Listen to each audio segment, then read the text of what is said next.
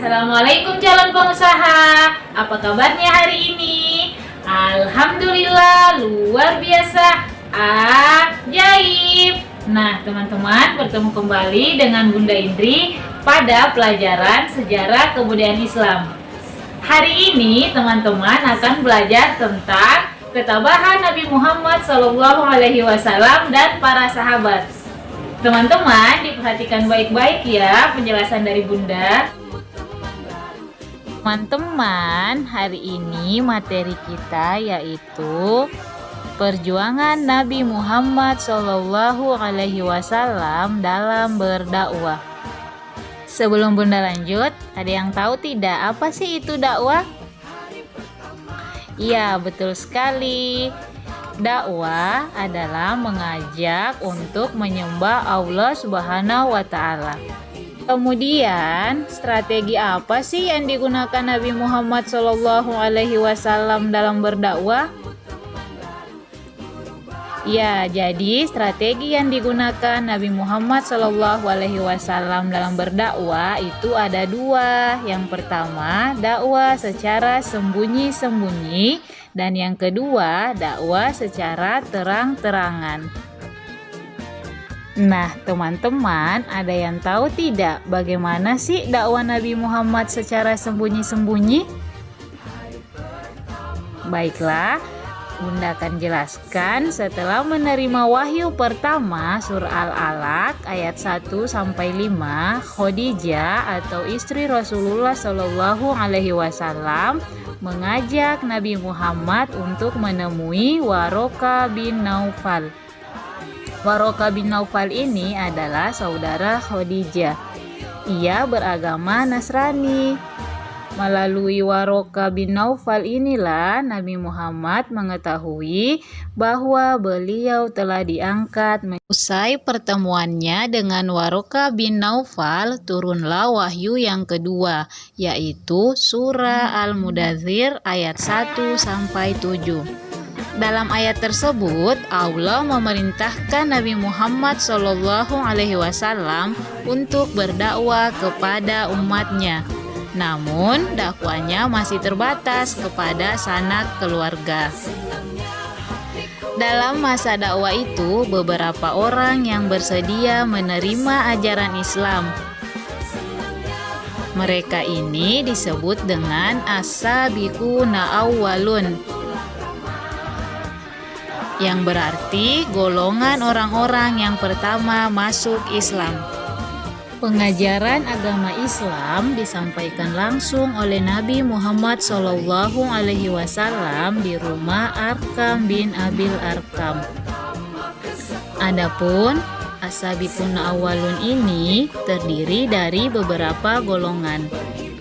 Dari golongan perempuan ada Siti Khadijah. Beliau adalah istri Rasulullah SAW. Kemudian dari golongan anak-anak ada Ali bin Abi Thalib. Golongan sahabat dekat Nabi ada Abu Bakar. Selebihnya diisi oleh sahabat Nabi Muhammad SAW. Kemudian orang-orang yang termasuk as-sabiqunal awwalun dibagi menjadi dua golongan, yaitu golongan keluarga dan golongan sahabat. Keluarga terdiri dari yang pertama Khadijah binti Khuwailid, beliau adalah istri Nabi. Yang kedua Ali bin Abi Thalib, beliau adalah sepupu Nabi. Ketiga Sa'id bin Haritsah, beliau adalah anak angkat Nabi. Dan yang keempat Ummu Aiman, beliau adalah pengasuh Nabi. Kemudian dari golongan sahabat Rasulullah SAW ada Abu Bakar, Utsman bin Affan, Zubair bin Awam, Abdurrahman bin Auf, Sa'ad bin Abi Waqqas, Tolha bin Ubaidillah, Abu Ubaidah bin Jarrah, dan ada Arkam bin Abil Arkam. Strategi dakwah Nabi tersebut dikenal sebagai strategi dakwah secara sembunyi-sembunyi. Setelah 3 tahun lamanya Nabi berdakwah, secara sembunyi-sembunyi, kemudian turun perintah Allah untuk menjalankan dakwah secara terang-terangan. Perintah ini terdapat dalam surah Al-Hijr ayat 94. Berbunyi, Bismillahirrohmanirrohim. Fasda' bima tu'maru wa a'rid anil musyrikin, yang artinya, maka sampaikanlah Muhammad secara terang-terangan segala apa yang diperintahkan kepadamu dan berpalinglah dari orang-orang musyrik. Quran Surah Al-Hijr ayat 94. Yang dilakukan Nabi Muhammad SAW dalam berdakwah secara terang-terangan adalah mengumpulkan dalam jamuan makan para kerabatnya dan orang-orang yang terpandang dari kaum kafir Quraisy.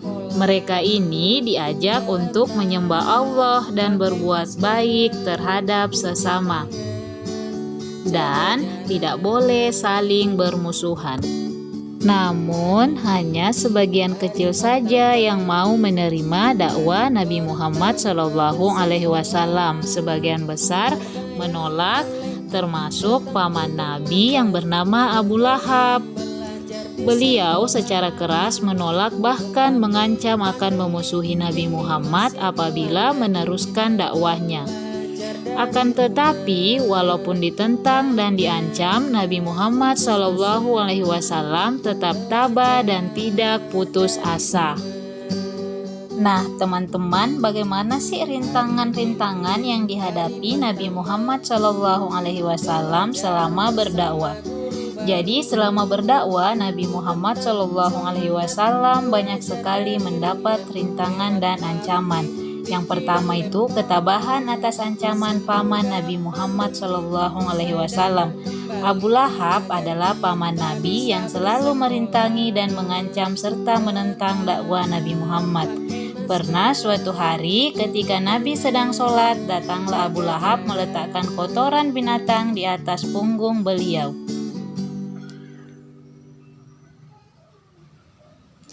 Kemudian istri Abu Lahab sering meletakkan duri-duri di sepanjang jalan yang dilalui Nabi Muhammad, agar Nabi Muhammad merasa kesakitan kakinya apabila melewati jalan tersebut di waktu fajar untuk melakukan sholat di masjid. Kemudian teman-teman, Nabi Muhammad tetap sabar dan tabah dalam menghadapi cobaan tersebut. Kejahatan Abu Lahab dan istrinya tertulis dalam Al-Quran Surah Al-Lahab ayat 1-5. Nah teman-teman, tentunya teman-teman sudah hafalkan Surah Al-Lahab. Kemudian yang kedua, ketabahan atas ancaman para penguasa Mekah. Penguasa Mekah mengadakan pertemuan di Narun Nadwa. Mereka membicarakan tentang bagaimana cara untuk merintangi Nabi Muhammad. Kemudian mereka memutuskan untuk menyebar kebohongan Nabi Muhammad agar orang-orang tidak lagi mempercayai dakwah Nabi yang dibawakan oleh Nabi Muhammad SAW. Kemudian yang ketiga, ketabahan atas siksaan kaum kafir Quraisy. Ketika Nabi Muhammad SAW melaksanakan sholat di masjid, beliau dilempari dengan kotoran binatang yang busuk baunya. Kotoran itu mengenai kepala Nabi. Kemudian Fatimah membersihkan kotoran tersebut. Kemudian Nabi Muhammad SAW melanjutkan sholatnya. Kaum kafir Quraisy berencana akan memukul Nabi Muhammad jika berjalan di suatu tempat dengan pukulan yang sangat keras, supaya Nabi sakit dan tubuhnya menjadi lemah. Dan yang keempat, pemboikotan terhadap Bani Hashim. Pemboikotan itu artinya pengucilan. Kaum kafir Quraisy melakukan pemboikotan terhadap Bani Hashim karena membela dan melindungi Nabi Muhammad SAW. Akibatnya, Nabi dan umat Islam menderita kelaparan, kemiskinan, dan tidak bisa berhubungan dengan dunia luar, sehingga Islam tidak berkembang. Apa saja sih isi dari pemboikotan terhadap Bani Hasyim? Isi pemboikotan itu adalah A. Tidak boleh melakukan jual beli dengan Bani Hasyim, Bani Abdul Muthalib, dan umat Islam. Kemudian yang B. Dilarang mengadakan perdamaian dengan keluarga Bani Hasyim, Bani Abdul Muthalib, dan umat Islam, kecuali jika Nabi mau menyerahkan diri.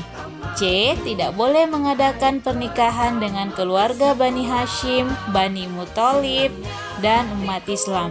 Dan D. Dilarang berbicara dan menjenguk orang sakit dari keluarga Bani Hasyim, Bani Abdul Muthalib, dan umat Islam. Yang E. Tempat tinggal umat Islam diasingkan di bagian utara kota Mekah dan dijaga ketat oleh kaum Quraisy sehingga tidak bisa berhubungan dengan masyarakat Mekah. Jika teman-teman belum paham, teman-teman boleh tanya Bunda Via Japri. Tetap semangat belajarnya di rumah dan ingat tetap jaga kesehatan. Terima kasih. Wassalamualaikum warahmatullahi wabarakatuh.